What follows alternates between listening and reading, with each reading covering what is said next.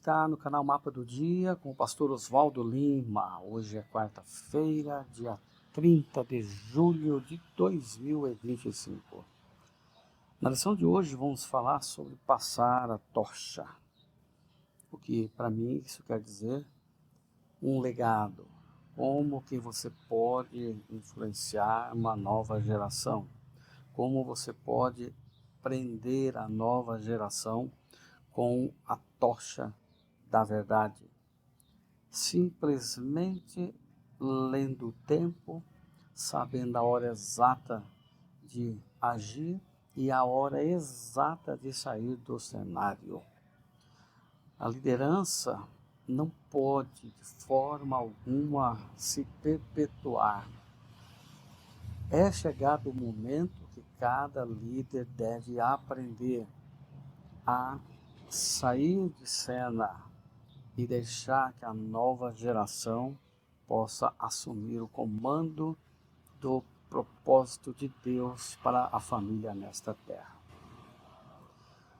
Na verdade, isso não é muito fácil de ser feito, mas as recomendações da palavra de Deus para a nação israelita é um modelo deixado para todas as gerações em todos os tempos.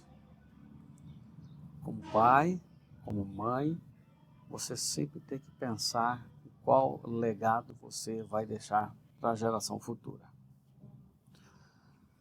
Uma estratégia extremamente equivocada que tem trazido sérias consequências é o confronto de geração com geração.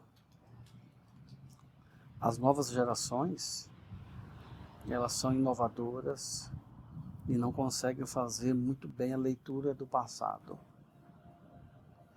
Mas as velhas gerações têm que ter maturidade para entender que a conexão que ela fizer com a nova geração é a conexão necessária para que eles deem seguimento àquilo que é precioso para Deus, no caso, para a sua igreja aqui na terra.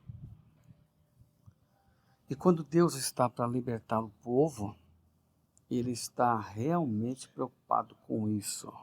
E o salmista descreve como nossos filhos podem conhecer a Deus e o seu cuidado amoroso. As famílias devem dialogar sobre Deus. Não pode ninguém permitir que algum outro interesse tome o lugar do diálogo aberto, franco e constante entre pais e filhos.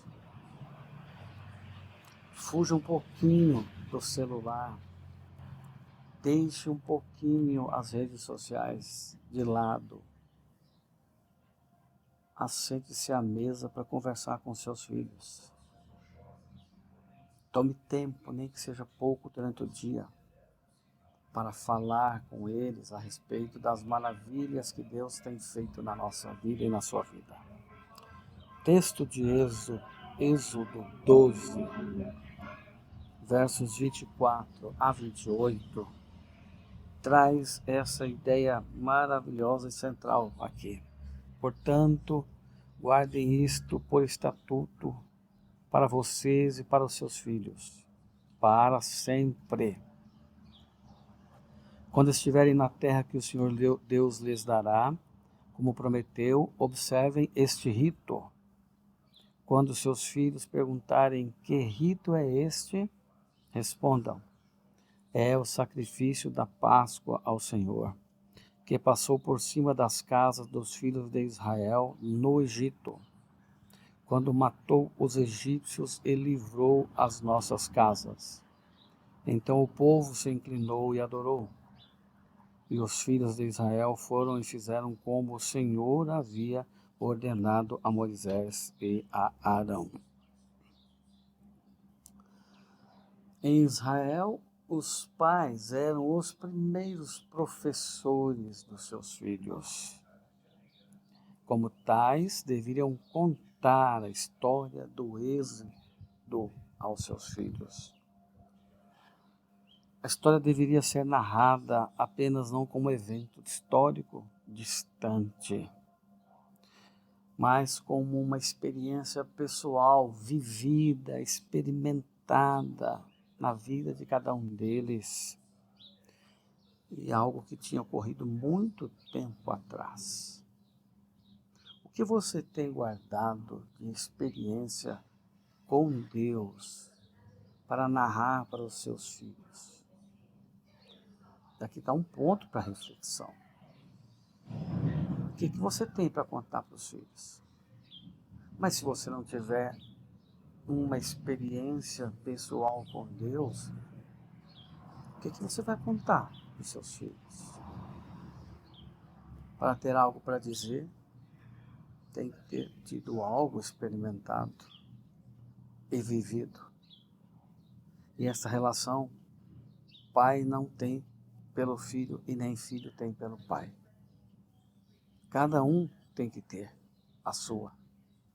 É por isso que a esposa deve ter a sua comunhão com Deus e o marido a sua comunhão com Deus, a avó comunhão com Deus, para refletir isso nos seus netos. Em Deuteronômio, os israelitas são lembrados. Eles deveriam contar a história do Êxodo de uma forma que as novas gerações internalizassem os conceitos que eles tinham contraído naquela jornada. Eles deveriam contar: clamamos ao Senhor quando escravos, e o Senhor ouviu a nossa voz, Ele viu a nossa angústia, Ele viu o nosso trabalho e a opressão. E o Senhor nos tirou da terra do Egito com mão poderosa, com sinais, com o braço estendido, com milagres maravilhosos. E Ele nos trouxe a este lugar, e Ele nos deu esta terra que manda leite e mel. Então, assim sendo, o personagem principal era Deus. Deveria sair dos lábios de cada israelita a seguinte frase: eu vivi no Egito, eu presenciei as pragas, eu vi a derrota dos egípcios e eu fui libertado. Os pais devem responder às perguntas dos filhos com testemunhos vivos, claros, eficazes. Não está na hora de você ter uma experiência com Deus? A Páscoa era isso, uma experiência com Deus. Uma experiência inigualável, repleta de significado, marcante, que fosse capaz de gerar uma expectativa grandiosa na mente dos filhos, impregnando conceitos de relacionamento com Deus, que nada que atravessasse na frente do caminho dos filhos fosse capaz de desviá-los da relação com Deus. Quer preservar a verdade clara da palavra nos seus filhos? Tenha uma experiência com Deus. Mas, pastor, o senhor não sabe, meu filho já saiu da igreja. Agora é tarde, pastor. Se eu tivesse ouvido isso antes, meu neto já está fora da igreja. Não importa. O que importa é o que você pode fazer aqui enquanto você está vivo. Eles estão fora da igreja, mas Deus não está fora deles. Deus continua insistindo com eles para que eles voltem. E é o seu testemunho, a sua experiência com Deus, e não palavras de reprovação que vão animá-lo a voltar. Mude a sua estrutura de diálogo. Tenha essa experiência com o Senhor no seu coração. E o Senhor Deus vai devolver e retribuir a você com muita vitória. Salvação da sua casa. Legado. Uma tocha que você passa de um para o outro. Assim como os corredores na corrida da Olimpíada corriam com a tocha na mão e passava para o próximo corredor até que o último chegasse a cruzar a linha da vitória. Assim Deus espera que nós sejamos corredores na estrada da jornada cristã. Mas passe a tocha. Lembre-se que você é responsável pela nova geração. Vamos orar? Que Deus nos ajude, Pai. Fala no nosso coração de cada pai, de cada avô, de cada filho, de cada neto, de cada esposa, de cada mãe, para que a gente possa sentir a responsabilidade de conectar o Evangelho, a Palavra de Deus, na mente dos nossos filhos. Em nome de Jesus eu oro e agradeço. Amém. Eu sigo o mapa do dia. E você?